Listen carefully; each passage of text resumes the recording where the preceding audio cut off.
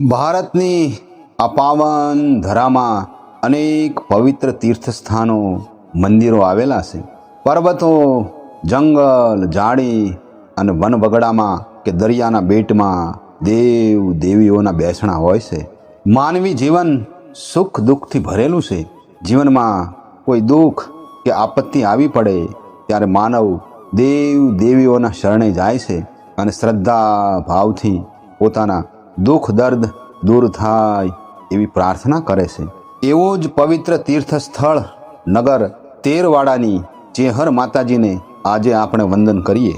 એક લોકવાયકા મુજબ આશરે 1000 વર્ષ પહેલાંની આ વાત છે.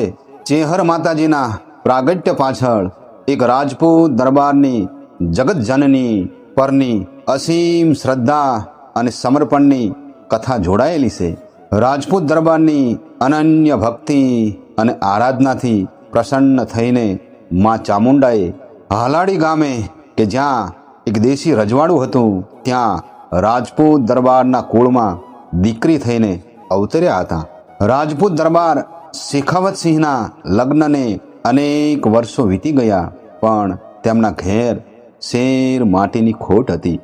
એક વખત કોઈ સાધુ મહાત્માએ ચામુંડા માતાજીની પૂનમ ભરવાનું અને શ્રદ્ધા ભક્તિથી આરાધના કરવાનું કહ્યું. શેખાવતસિંહે વ્રત રાખી નિયમિત રીતે પૂનમ ભરી અને દરરોજ મા ચામુંડાની શ્રદ્ધા ભક્તિથી પૂજા આરાધના કરતા. આમ પોતાના નિયમ પ્રમાણે પૂનમ ભરવાનું વ્રત પૂરું થતાં જ માતાજીએ સ્વપ્નમાં આવીને કહ્યું કે તારા રાજ દરબારમાં એક કેસુડાનું ઝાડ છે, ત્યાં મારું ઘોડિયું બંધાવજે. માતાજીના આદેશ પ્રમાણે ઘોડિયું બંધાયું અને થોડા સમયમાં જ સ્વપ્નાની વાત સાચી સાબિત થઈ. શેખાવતસિંહને ઘેર 3 દીકરીઓનો જન્મ થયો: ગંગાબા, સોનબા અને ચેહુબા.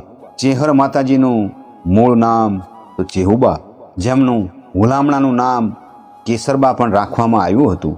ચેહર માતાજી જે દિવસે પ્રગટ થયા એ મહાસુદ પાંચમ એટલે કે વસંત પંચમીનો શુભ અને પવિત્ર દિવસ હતો.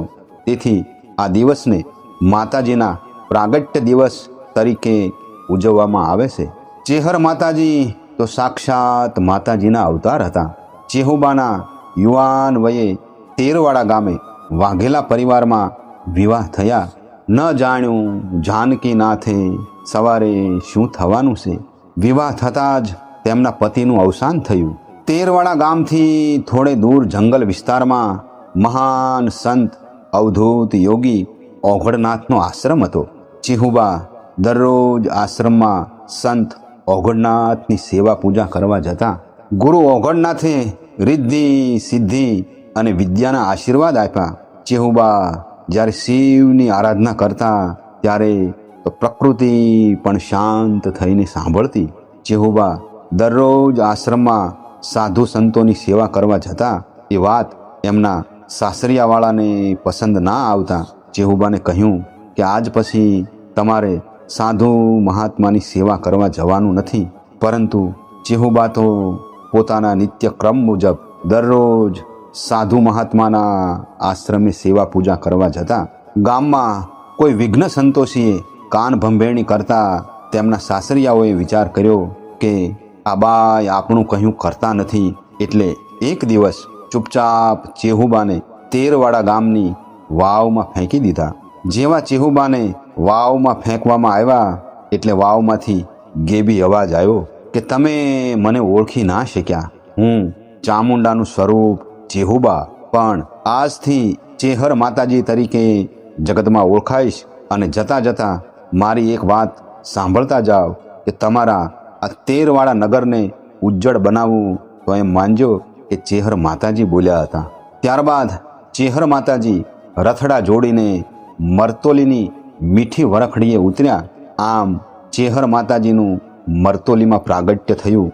મરતોલી ગામના લોકોને ચેહરમાના નામ જપવાથી જ શુભ મંગલ થવા લાગ્યું. ચેહર માતાજીના આશીર્વાદ ઉતરવા લાગ્યા. સૌની મનોકામના માતાજી પૂરી કરતા. ચેહર માતાજી દરરોજ 3 સ્વરૂપ બદલે છે.